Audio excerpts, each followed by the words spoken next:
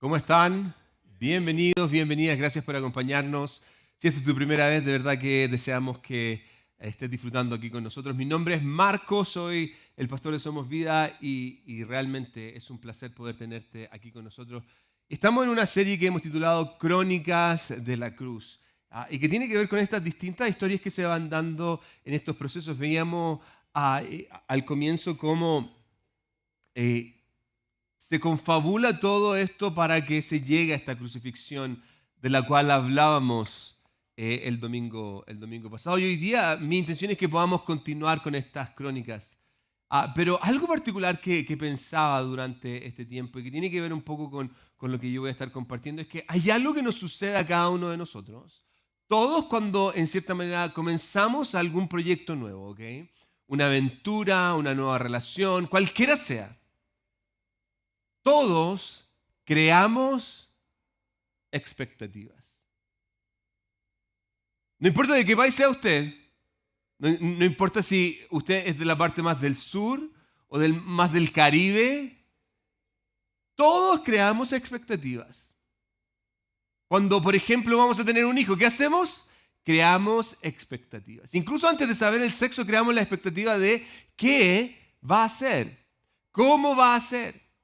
Hay algunos que incluso antes de ser padres crean expectativas. Yo cuando tenga hijos voy a... Todos creamos expectativas. Cuando comenzamos una empresa, vamos a lanzarnos en este mundo empresarial, vamos a comenzar algo nuevo y tengo una expectativa de cómo va a funcionar, cuáles son las cosas que deberían pasar, cuál es la cantidad de dinero que debería ganar. Creamos expectativas. Cuando, por ejemplo, nos vamos a casar, Dios mío que creamos expectativas cuando nos vamos a casar. Mi matrimonio va a ser como el de la Cenicienta. Y vivieron felices para... Entonces creamos expectativas. O, por ejemplo, cuando me voy a comprar algo, no sé si le ha pasado cuando uno se va a comprar algo, empieza a crear estas expectativas. Cuando tenga esto, cuando llega a... ahora sí que mi empresa va a funcionar bien. Cuando logre conseguir esto que quiero.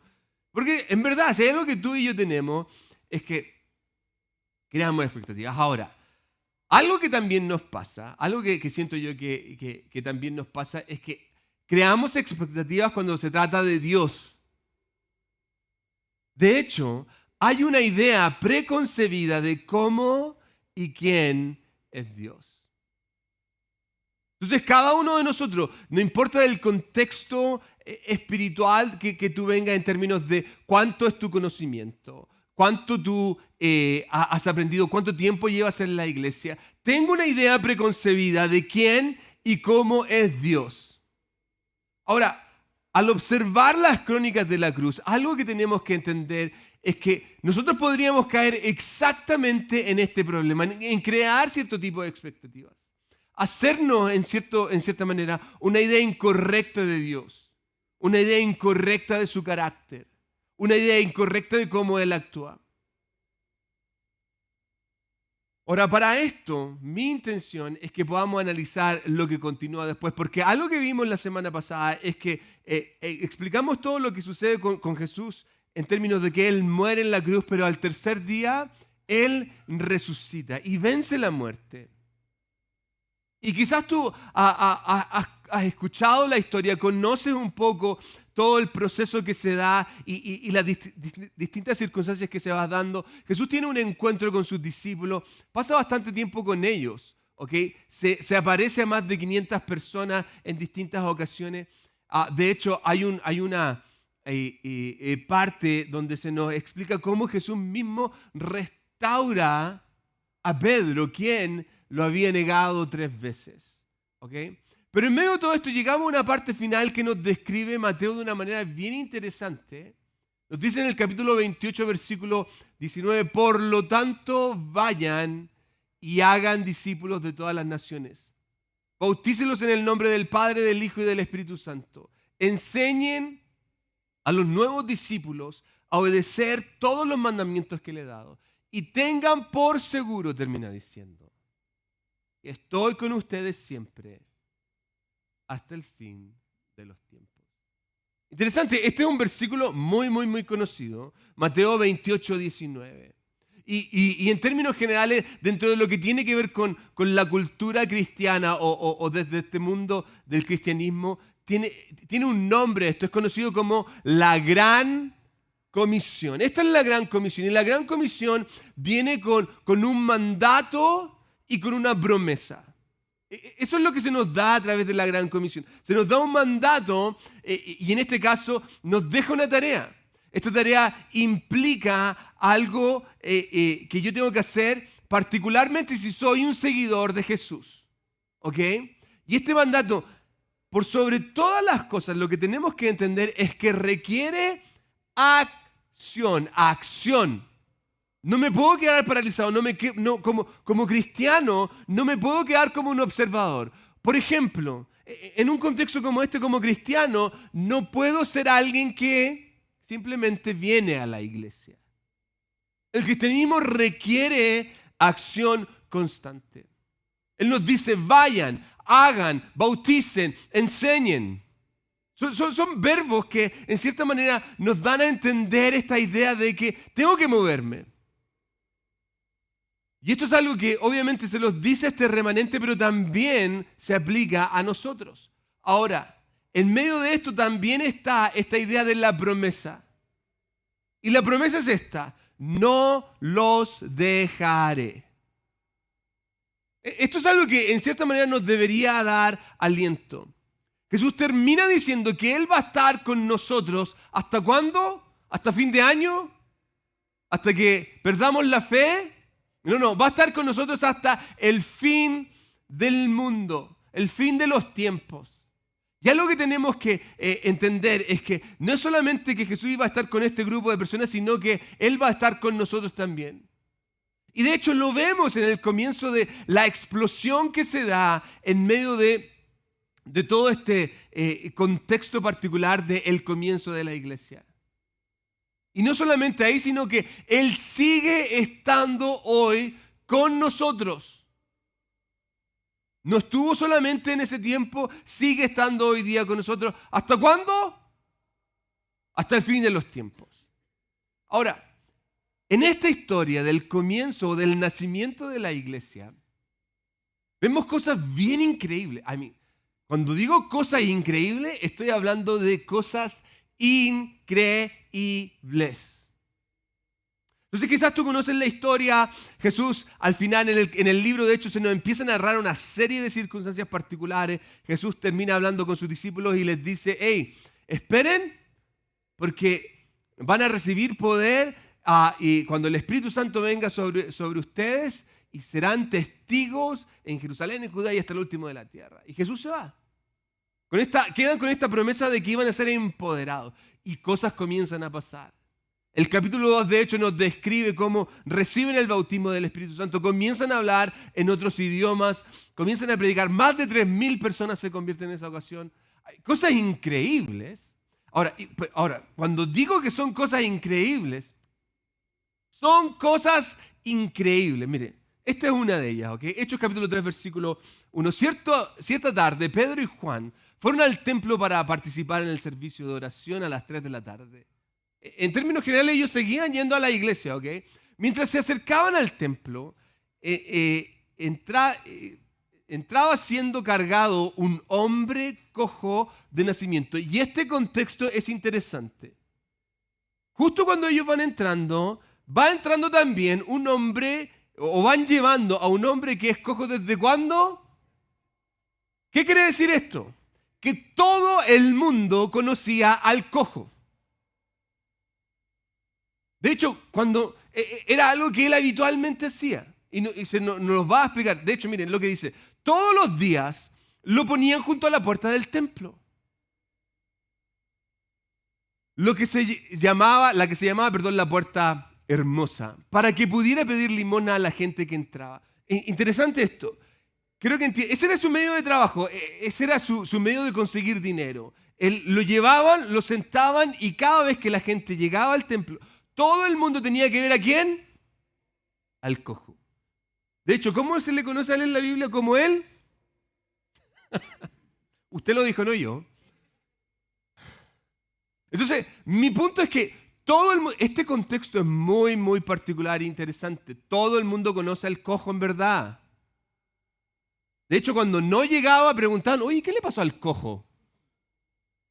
Ahora, Pedro y Juan continúan. Perdón, vuelvo atrás, que me pasé de una parte. Cuando el hombre vio que Pedro y Juan estaban por entrar, ¿qué hizo? Lo de siempre, les pidió dinero. Pedro y Juan, ahora sí, Pedro y Juan lo miraron fijamente. Y Pedro dijo, míranos. El tipo yo creo que se tiene que haber asustado ahí. El hombre lisiado los miró ansiosamente. Me van a dar unos $100. Esperando recibir un poco de dinero, pero Pedro le dijo, yo no tengo plata. Y ahí se fue. Yo no tengo plata ni oro para ti, pero te daré lo que tengo. En el nombre de Jesucristo de Nazaret, levántate y camina. Entonces Pedro lo tomó al hombre lisiado de la mano derecha y lo ayudó a levantarse. Y mientras lo hacía, al instante, no a la semana, al instante, los pies y los tobillos del hombre fueron sanados y fortalecidos. Se levantó de un salto, se puso de pie y comenzó a caminar. Luego entró al templo, con ellos caminando, saltando y alabando a Dios. Lo que quiero mostrarle con esto es que estas son cosas increíbles, un milagro de una proporción tremenda y refleja no solamente el poder de Dios, pero también la fe de estos hombres.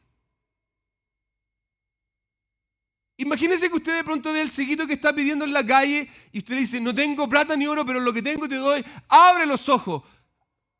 Quiero que se lo imagine. Ahora, ellos habían visto actuar a Jesús y hacer este tipo de cosas, y ahora estas cosas se ven reflejadas en lo que ellos están haciendo.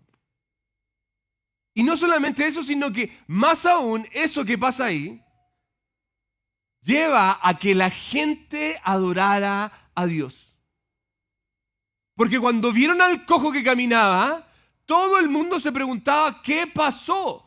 Porque, ¿se acuerda el contexto? ¿El cojo desde cuándo era cojo?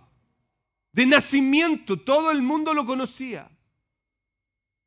Entonces, estos milagros increíbles, estas crónicas que se nos van presentando a través del libro de los Hechos, son cosas interesantísimas que creaban oportunidades para que los apóstoles pudieran predicar y compartir de este evangelio, de este Jesucristo resucitado.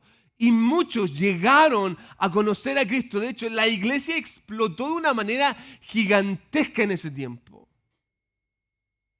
Pero no solo eso, mire, algo sucede en el capítulo 5. Como resultado, en referencia a lo que los discípulos hacían, como resultado del trabajo de los apóstoles, la gente sacaba a los enfermos a la calle en camas y camillas para que la sombra de Pedro, cayera sobre alguno de ellos cuando él pasaba. ¿Y sabe lo que sucedía? La gente era sana. Este tipo de cosas son cosas realmente increíbles. Algo que es sobrenatural. Pero no eran solo milagros, habían experiencias, ¿cómo lo podría llamar? Experiencias increíbles. ¿Ok? Hay una ocasión en que los discípulos son arrestados. El capítulo 5 lo describe así en el versículo 17. El sumo sacerdote y sus funcionarios, que eran saduceos, se llenaron de envidia, arrestaron a los apóstoles y los metieron en la cárcel pública. Pero ¿qué pasó? Mire, un ángel del Señor llegó de noche, abrió las puertas de la cárcel y los sacó. Luego les dijo, vayan al templo y denle a la gente este mensaje de vida. Así que al amanecer, los apóstoles entraron al templo como se les había dicho y comenzaron a enseñar de inmediato. Algo que pasa es que cuando los maestros de la ley tratan de ver qué pasó, los guardias están, no sé qué pasó, habían guardias alrededor, nosotros estuvimos toda la noche, no podemos explicar cómo esto sucede. Fíjate que no solamente milagros increíbles, sino que experiencias tremendas como este tipo de cosas. Y esto es algo que trajo conmoción, algo increíble. Ahora, Cuando nosotros leemos cosas como esta en la Biblia, cuando leemos no solamente en el Nuevo Testamento, no solamente los milagros de Jesús o las historias que se nos cuentan de este tipo de cosas, sino que cuando vemos que el mar se abre, David en contra del gigante, cuando vemos cosas como esta, algo que nosotros tendemos a hacer es esto. Creamos que, díganlo conmigo, creamos que expectativas. Y no para el resto, sino que creamos expectativas de nosotros. Como ellos, debería también pasarme a mí. Creamos expectativas de que nada malo me va a suceder. O qué suerte tuvieron estos hombres y mujeres en este tiempo.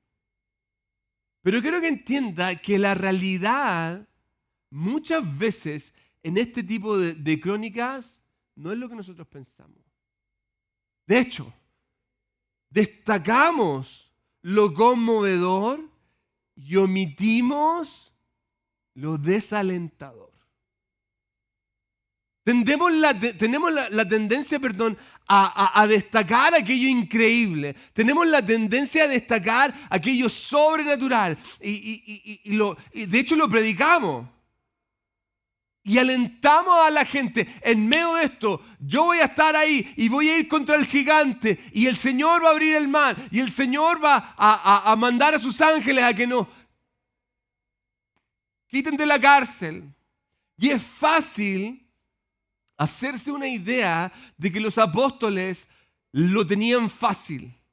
Es fácil crearse esta idea de que este tipo de cosas para ellos en este tiempo no era difícil. No era difícil ser cristiano. Claro, con lo que ellos experimentaron, yo también podría ser cristiano en ese tiempo. Pero la realidad es que esto implica un paso de fe constante. Estos hombres y mujeres tenían que estar con un paso de fe constante, actuando en fe constantemente una y otra vez. De hecho, recuerde que cuando el ángel se aparece, ellos estaban encarcelados. La persecución que estos hombres y mujeres experimentaron fue terrible, terrible. De hecho, mire, quiero que piense, hay una oración que Pedro y Juan hacen después de haber sido liberados de la cárcel en una ocasión. Quiero que observe la oración. Ellos han sido amenazados por las mismas personas que que a Jesús lo condenaron. Y la oración de Pedro y Juan para mí es increíble. Ellos dicen, y ahora, oh Señor, escucha sus amenazas y danos a nosotros tus siervos que mucho valor al predicar tu palabra. Extiende tu mano con poder sanador. Que se hagan señales milagrosas y maravillas por medio del nombre de tu santo siervo Jesús. Me encanta esta oración.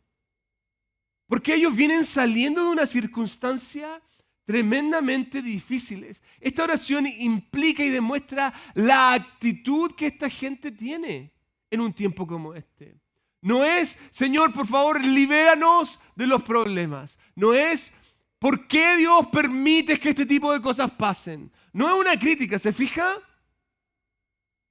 Es una oración que, en términos generales, ellos expresan el privilegio que hay en sus vidas de experimentar el mismo sufrimiento que su Señor ha pasado. Y nos piden ayuda para no sufrir. ¿Qué piden? Valor para enfrentar el sufrimiento. Valor para enfrentar el sufrimiento. Y aunque usted no lo crea, mientras más dificultades llegaban, más a Dios se acercaban.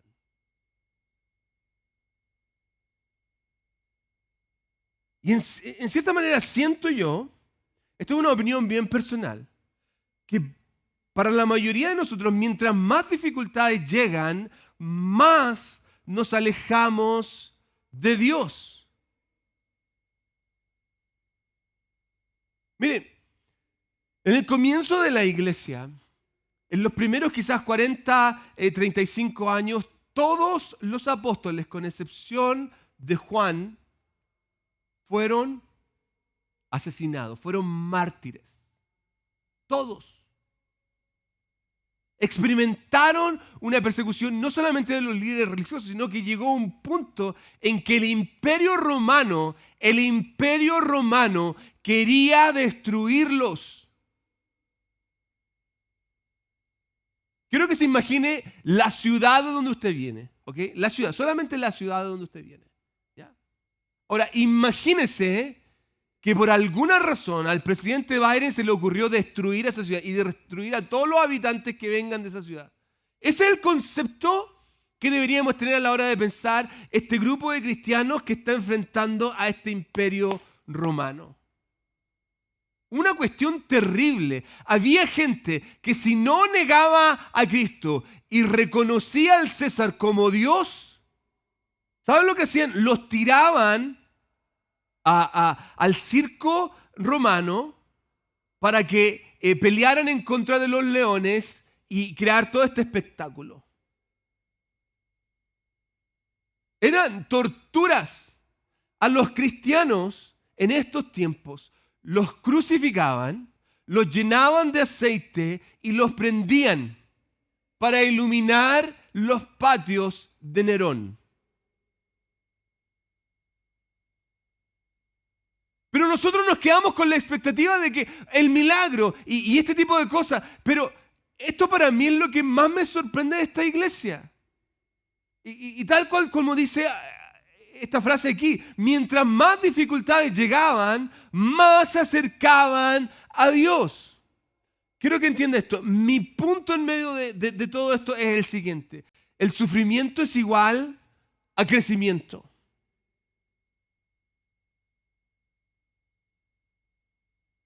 Hoy día hay una persecución terrible en el Medio Oriente para muchos cristianos. Hay iglesias clandestinas en China donde es ilegal ser cristiano. Es ilegal ser cristiano. A usted lo pueden llevar a campos de concentración en China, ¿ok? Para todos los socialistas que les gusta la igualdad, ¿ya? Váyase a China a vivir, ¿ok? Y pregúntele a cualquier hermano venezolano qué tan iguales están viviendo su familia. Pero ese es otro mensaje, ¿eh?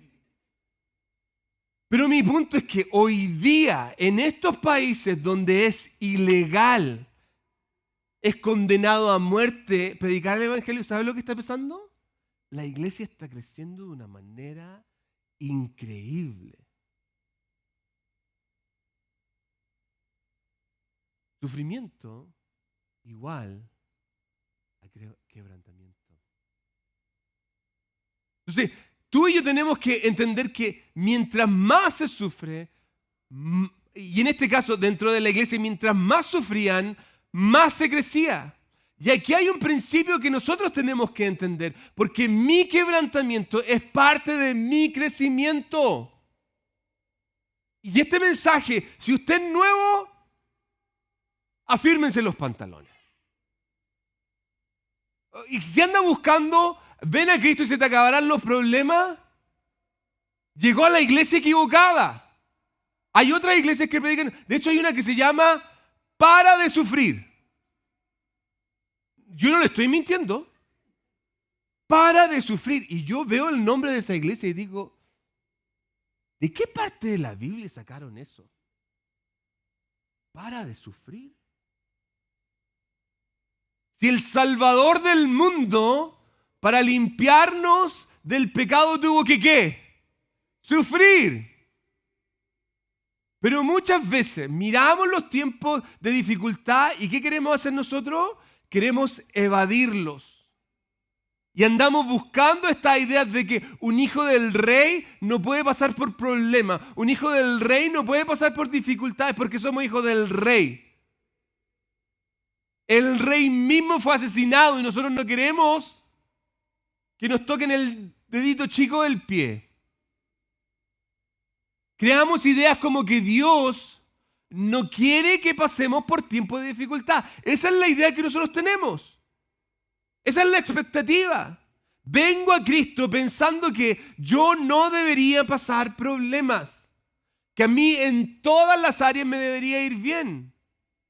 Yo jamás me debería enfermar. Mis hijos no deberían sufrir. Debería irme bien. Mi sombra debería pasar y algo debería suceder. En términos generales queremos hacer lo que ellos hicieron, pero no por el mismo precio. ¿Me entienden lo que estoy diciendo aquí? Queremos ver los milagros, queremos ver la iglesia llena, pero el precio no lo quiero pagar.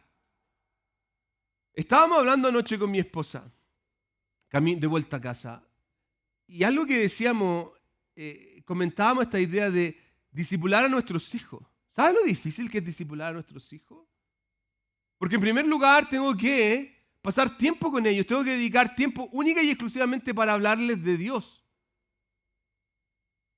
Y en general como padres tendemos a generar excusas del por qué no lo hacemos. Es que no tengo tiempo, es que llego muy cansado. Y estamos hablando de la vida de nuestros hijos. Pero si no hacemos el tiempo para hacerle el almuerzo, ¿cierto? Para darle de comida, para llevarlo por último una vez al cine o llevarlo al mall una vez por semana. Pero discipularlo. Y pensando en esta idea que está aquí, queremos hacer lo que ellos hicieron, pero pongámoslo, queremos que nuestros hijos conozcan a Cristo, pero no estoy dispuesto a pagar el precio de enseñarles de Cristo. Estás abriendo la Biblia y sentándote con tus hijos y compartiéndole. Miren, y hay gente que me responde esto. Yo sé que ustedes a veces, hay gente que me dice, es que yo no sé qué. Esa es la primera pregunta que me hago. No sé qué. Es que no sé de la Biblia. Bueno, lea un pasaje, lea un salmo, lea un proverbio. Un proverbio al día con sus hijos. Esta se lo doy gratis, la próxima se la cobro. Un proverbio. Compártale. Léale sobre todo el de la vara. Y si no sabe cuál es ese, búsquelo. Ahora, como les digo, queremos experimentar lo que ellos experimentaron, pero no estoy dispuesto a pagar el precio. Y mire, quiero experimentar cosas increíbles en mi trabajo, quiero experimentar cosas increíbles en mi familia, en mi matrimonio, pero no estoy dispuesto a hacer lo que es necesario para poder recibirlo. Esposos y esposas que están aquí, escúchenme, mírenme ahí porque te voy a hablar a ti. Mírenme aquí, ¿ok? Voy a estar ahí. Quiero decirles lo siguiente, su matrimonio va a ser un desastre si usted no invierte en él. ¿Me escuchó? Esto no va a pasar por sí solo, no va a llegar por arte de magia. No es que un día su matrimonio encontró la solución. No. Usted tiene que invertir, no una vez. Todos los días. Todos los días quiero tener esos matrimonios que vivieron felices para siempre, pero no estoy dispuesto a pagar el precio. Pero eso va a venir en una clase que van a hacer los chicos. Venga. Ahora, les insisto en esto. Hay muchísimas historias increíbles en la Biblia, pero hay cosas que son trágicas. De hecho, al final del capítulo 7 del libro de Hechos, se nos narra una historia trágica de un hombre increíble. De un hombre que se llamaba Esteban y era alguien que a todo el mundo le caía bien. Este tipo de personas que usted lo veía y wow, qué lindo. Es como cuando usted me ve a mí, por ejemplo. No, mentira. Era ese tipo de personas que usted la veía y de lejos ya le caía bien ese individuo. Y cuando hablaba es como que, a todo el mundo le caía bien Esteban. Pero Esteban es llevado al concilio. Y luego de una predicación extensa que él hace, termina pasando lo siguiente en Hechos capítulo 7, versículo 57. Entonces ellos se taparon los oídos, y ellos se están refiriendo a los líderes religiosos. Con las manos empezaron a gritar y se lanzaron sobre él. Lo arrastraron fuera de la ciudad y comenzaron a apedrearlo. Sus acusadores se quitaron las túnicas y las pusieron en los pies de un joven que se llamaba Saulo. Saulo en un futuro va a ser un protagonista de toda esta historia, pero mientras lo apedreaban, Esteban oró. Y quiero que ponga atención a esta oración. Él dice: Señor, recibe mi espíritu. Cayó de rodillas gritando: Señor, no los culpes por este pecado. Dicho eso, murió.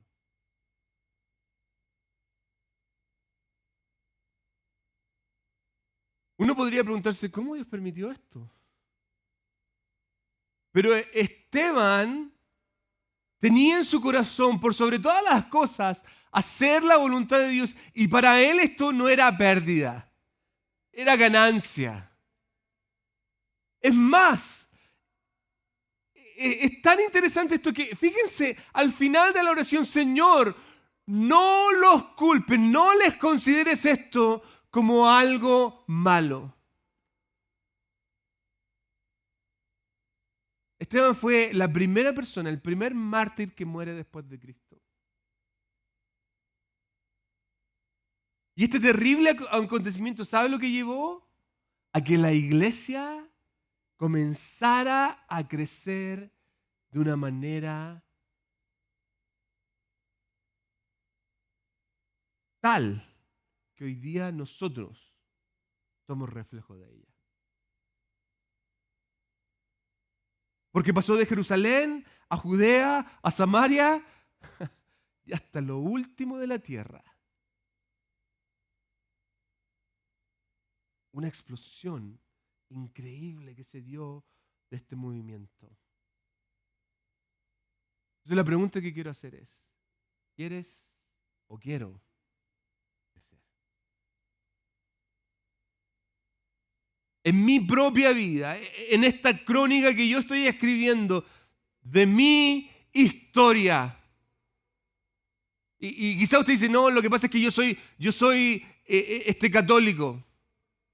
Yo quiero crecer en mi vida espiritual. Quiero crecer en mi relación con Dios.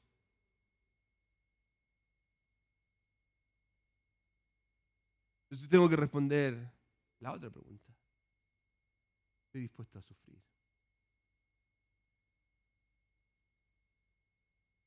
En este tiempo de dificultad, que yo sé que puede haber alguien que está atravesando, ¿estoy dispuesto a sufrir? ¿Estoy dispuesto a pasar por esto? Porque hay algo para mí. Quiero que entiendas esto. Hay algo para ti. Dios tiene algo para ti en medio de esta dificultad. El hermano de Jesús escribe lo siguiente: amados hermanos, cuando tengan que enfrentar problemas, considérenlo como un tiempo para alegrarse mucho, porque ustedes saben que siempre que se pone a prueba la fe, la constancia tiene una oportunidad para desarrollarse.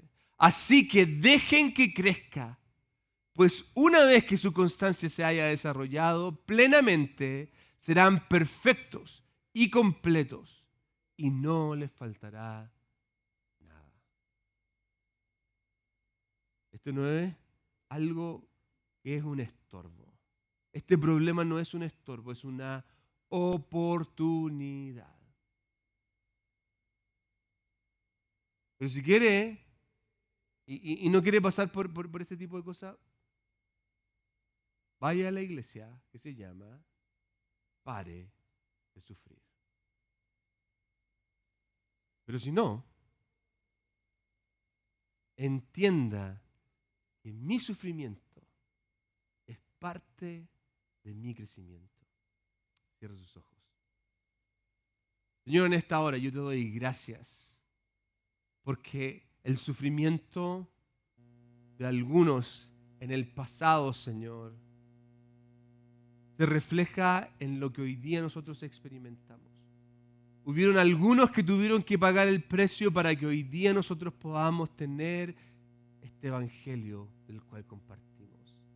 Y es mi oración que hoy día hayan individuos dispuestos de la misma manera a pagar el precio como aquellos que lo hicieron, para que otros en el futuro puedan conocer de ti. Yo ruego por las mujeres y los hombres que están en este lugar, aquellos valientes que están diciendo, yo Señor, quiero moverme en fe. En medio de esta dificultad, en medio de esta situación difícil, Señor, anímalos a que no tengan miedo. Que tú estás con ellos todos los días hasta el fin del mundo. Padre, te damos gracias, gracias Señor, porque sabemos que este tiempo de dificultad no es en vano. Este valle de sombra de muerte que podamos estar experimentando hoy tiene un propósito para nuestra vida. Para terminar, Señor, mi oración es que tú puedas bendecir a cada familia, a cada persona representada en este lugar. Aquellos que nos ven, Señor, que tu bendición pueda recaer sobre ellos. Levantamos este tiempo en el nombre del Padre, del Hijo y del Espíritu Santo. Amén y amén. Demos un aplauso a nuestro Señor. Para terminar, quiero simplemente animarte a que si estás aquí por primera vez, hay una sala de bienvenida que está aquí. Al salir a mano izquierda hay una sala donde queremos recibirte, tenemos un regalo para ti. Así que sin más, te esperamos ahí, ¿ok? Dios les bendiga, nos vemos. Adiós.